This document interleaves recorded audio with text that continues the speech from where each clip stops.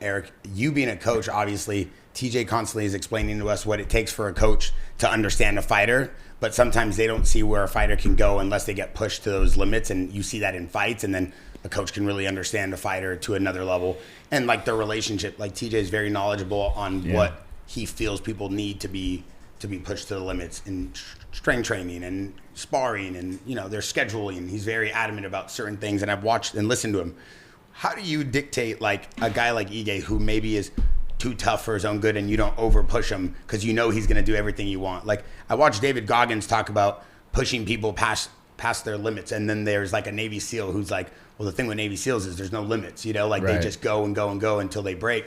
Sometimes during a fight camp, maybe you don't want that to happen. You don't want to hurt your guy. How do you find that balance? You know, I think that when you know what you have and who you have in the individual, really just listening, to be honest with you. Like him and I are in communication damn near every day when it comes to camp or comes to really everything in life for that matter. But at the end of the day, man, I think like he's a guy that's always going to push hard no matter what. Sometimes it's up to the coach to say, hey, man, take a day off, relax. I've noticed now in this day and age that sometimes rest is the most important workout of the day, you know, and taking care of your body, not only your body, but your mind, your head space and handling that. So, but that's a luxury that we've had because we've been together for almost 10 years now and training together, you know. I think it's different, but I'm able to take those experiences and I'll apply them to some of my younger fighters as well. So he's been a huge resource for me, man. Hell yeah.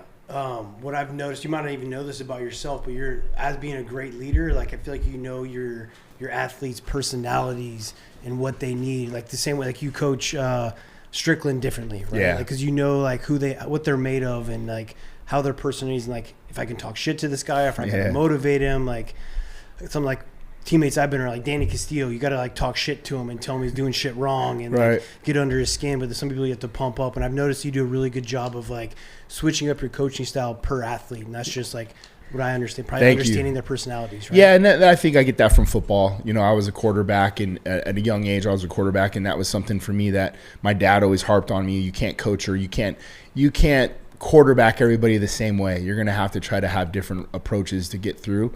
And that was something I think that really brought out from football and being around guys like, you know, different personality types. You can yell at some, you can grab them by the face mask, you got to coddle some. But all in all, I think that for us in MMA, it's very similar. It's a very similar aspect, you know, learning how to talk to them.